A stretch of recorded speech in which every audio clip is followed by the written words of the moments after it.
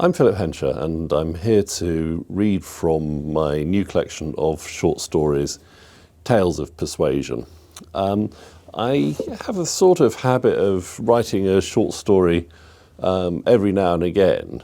If something sparks something off in me, something that I glimpse, something that I hear, that seems to just be a little fragment of a larger story, then I tend to write it down. They're sort of things that happen in the interstices of bigger projects, though they can take a disproportionate amount of time and labour to go into it. So this is my second collection of short stories. The last one was 17 years ago. I'm now 51, so at this rate I've got maybe one more collection of short stories in me, but perhaps not two, I don't know, or maybe I could speed up a little bit. Anyway, I'm going to read today from a short story called My Dog Ian, and it's a story about a slightly hapless arts administrator being led from one strong and capable woman to another, and being a bit of a passive player in all of this, but nevertheless he tells the story.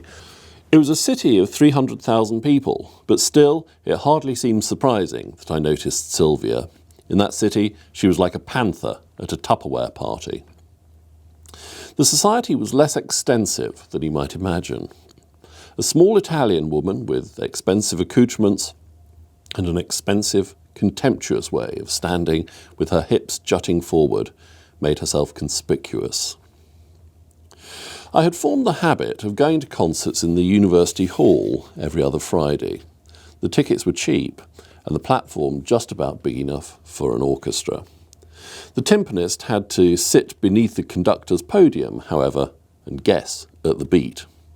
More usually, as tonight, it was a string quartet.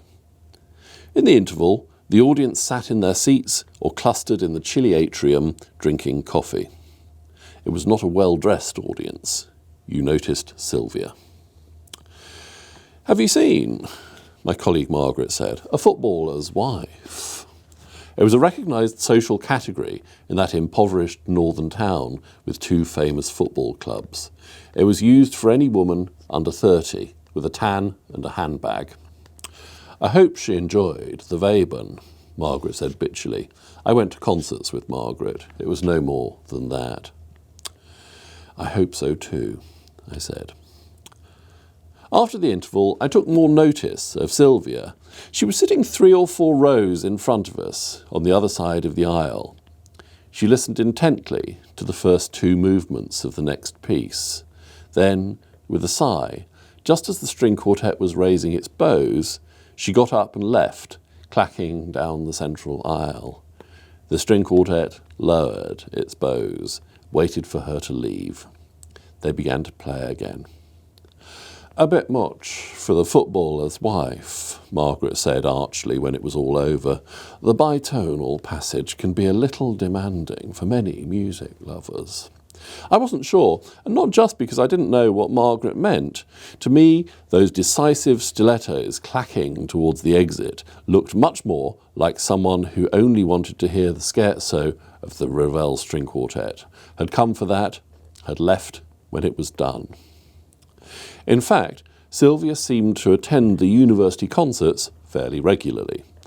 I started to notice her now and wondered why I hadn't noticed her before. She rarely stayed for a whole concert. She would turn up at the interval, leave after a particular piece, or even walk out, as with the Ravel, in the middle of one. It was terribly rude. It was the behaviour of someone, I decided, who had come to like music through a collection of CDs. She had the habit of skipping about, selecting favourite movements, and rejecting music with all its tyranny and gleeful infliction of boredom in favour of highlights. Margaret had a great deal to say on the subject. I weakly agreed, though tried not to refer to Sylvia as the FW.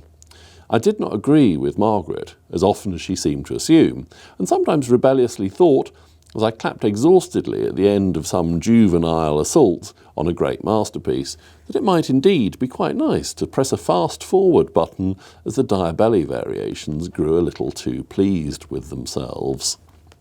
There was no such fast-forward button at the museum where I worked, either. It took up as much time as you were prepared to grant it. I found out about the FW, Margaret said one day, popping her head round the door of my office. She's not an FW, a footballer's wife, I mean. She's a lettrice. A what? I said. A lettrice in the Italian department of the university, Margaret said immaculately. The equivalent of a lectrice in French, lectorin, I believe, in German. She's come to teach them Italian. It's not a big department, I said. In the museum, we like to think that we had a relationship with the university that extended to sending Christmas cards to given departments as long as no Bunsen burners were involved, at which point snobbery came into consideration. We did not know them, but we went to their concerts and we very well might have known them personally. Margaret, for instance, constantly referred to the professor of English literature, a man she had never spoken to and who was not called Percy, as Percy. No, it's not, Margaret said. She's the first time they've been able to afford a lettrice. They're cock-a-hoop about it. Where does the budget come from, though? I said knowingly. They'll have got sponsorship from an Italian company, Margaret said. Fiat. No, I tell a lie. It's Buitoni. They make ravioli, I said. They're sponsoring all sorts these days, Margaret said. The Halle had a bel canto evening in Manchester and there was a reception at the town hall here after. The whole orchestra went. Oysters, I heard. The cor anglais player was laid prostrate for a week.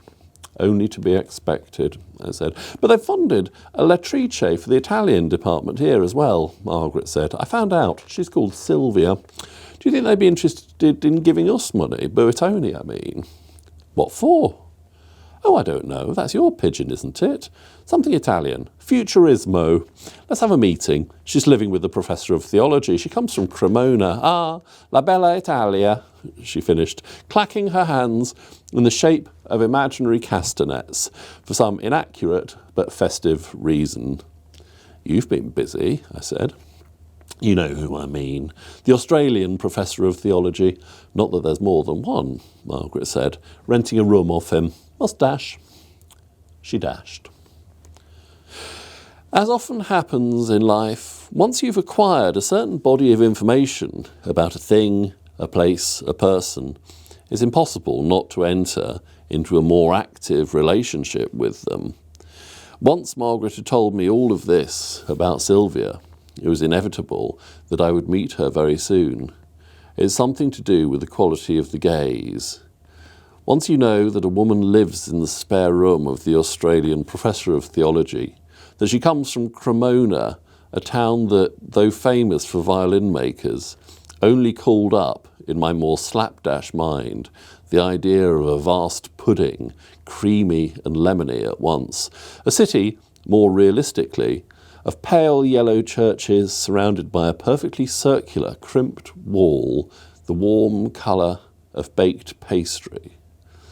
To be in possession of all this knowledge, both factual and fanciful, and yet to know that she knows nothing about you, not even your name, such a situation must engender a curious, knowing, unequal gaze.